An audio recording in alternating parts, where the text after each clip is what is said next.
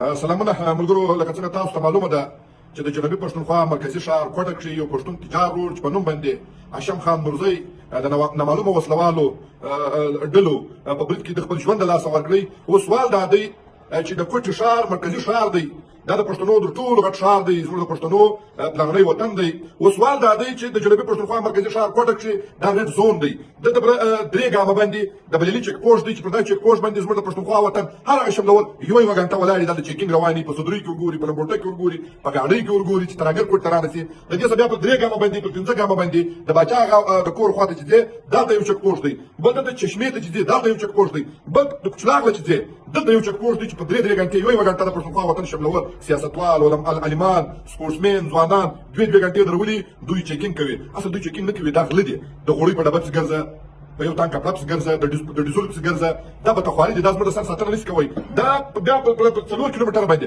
دا د چاونۍ ده، دا د چاونۍ د دنیا زورور بدمعشان دلته ناست دي. په ریډ زون کې د ریډ زون دی، دلته د اپسي کلي دي، دلته د دوی چیک پوسټونه دي.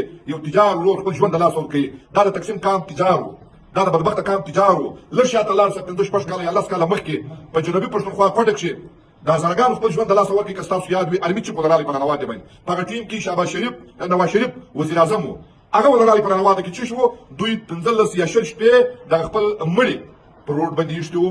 نر او ښځه له ریاسته غوښتنه کوله چې زما قاتل څو په کمه باندې لاړی، بیا له دې خلکو وینه نه ده توی سوې. موږ هغه بدبخته کام یو، موږ دومره تعضیله وي چې دا مړی ورسوو د قبرستان او خاورو کې وسپارو، بیا د بل مړي په انتظار او بیا پروژګي یار د پلانې ډېره غټه هایدرا وه.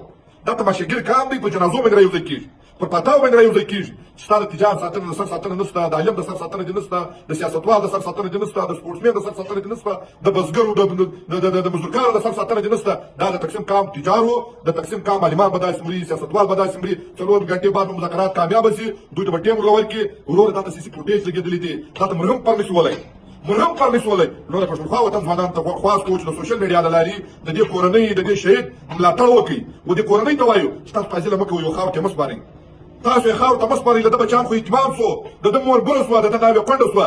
ستاسو د دې د خشمه ډک اتجاه د دې پرلت د بل پښتانه وینو بیا نه تویېږي. ډېر لوی غلطي زموږ پښتون